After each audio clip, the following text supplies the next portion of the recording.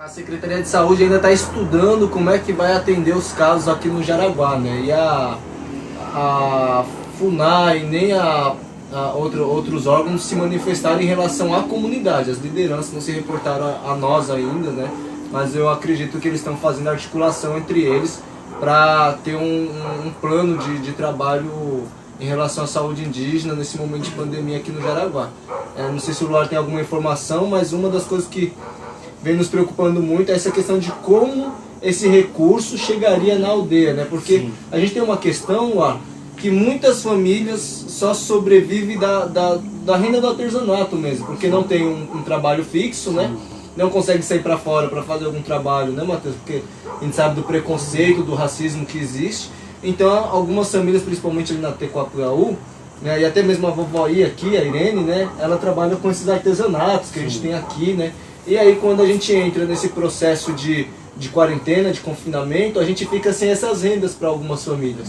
Em razão da falta de uma legitimidade que possa nos representar, mas já com algo específico e pontual, que é o número de pessoas que vão ser beneficiadas, aí sim nós podemos pleitear junto à FUNAI essa mediação dessa captação desses recursos. O grande problema é exatamente como fazer com que essa verba que foi disponibilizada possa vir atender aos povos indígenas. Primeiro, porque as realidades são muito diferentes. Cada aldeia apresenta uma realidade única, peculiar e diferenciada. Então, tem aldeias, por exemplo, de isoladas que são, praticamente não há como chegar. E esse isolamento, por si só, já é uma defesa, porque não há trânsito de pessoas diferentes. Mas aquelas aldeias cujo trânsito de pessoas é maior, esse é o grande, eu diria, impasse de como fazer chegar essa verba que a lei disponibiliza a qualquer pessoa que esteja em condição de vulnerabilidade social, como fazer com que essa verba chegue às aldeias, dependendo do lugar. Por isso a gente pode deduzir que algumas vão receber, outras não. Porque lembrando que a taxa de suicídio é maior entre os indígenas hoje no Brasil, né? Sim. Então, colocando esse ponto, é uma pergunta muito interessante, que a gente vem tratando devagar com uma dedicação a mais, porque é um problema mental muito complicado de se entender. Sim.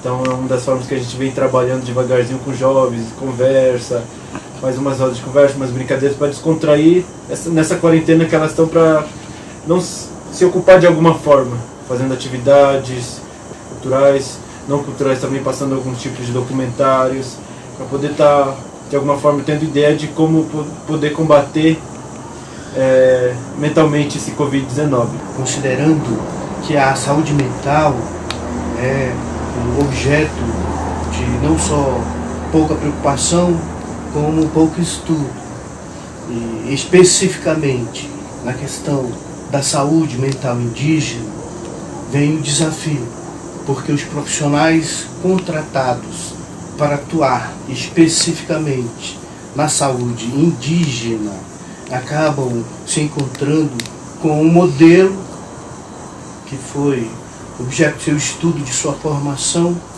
exatamente com uma questão cultural muito grande, sobretudo em alguns povos que têm um alto índice de suicídio. E daí a importância de profissionais que atuam nessa área especificamente da saúde mental indígena. Ora, é sabido que são desastrosos os efeitos do confinamento em qualquer pessoa. Levam não só à depressão, como também à perda da vontade de viver. Especificamente na questão indígena, nós procuramos a nossa própria sobriedade psíquica, nos nossos valores mais tradicionais. Contudo, ainda assim, os efeitos do confinamento na nossa própria sobriedade chegam a ser desastrosos, sim, pesarosos, e por isso nós pedimos aos nossos amigos, aos nossos apoiadores, que mandem sempre boas vibrações para nós, que nós recebemos e também transmitimos para vocês que estão nos apoiando.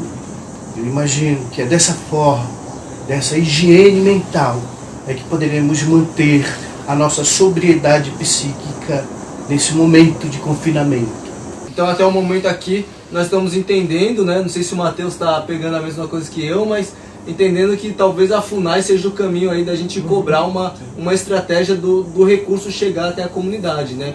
Com colaboração nossa de lideranças, fazendo um levantamento aí, né? Na comunidade, quantas pessoas tem, quantos membros, né? E aí nós vamos começando esse censo também aí com o apoio da nossa equipe de assessoria de comunicação, assessoria jurídica, funcionários da saúde, funcionários da educação que moram na aldeia, que estão na aldeia.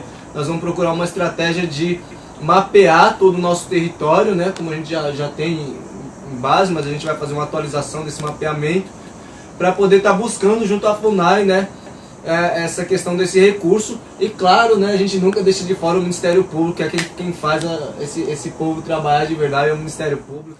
Também é importante a gente ter uma representatividade política, porque o Brasil, de acordo com o próprio contexto político, todas as decisões no Brasil acabam tendo esse viés político.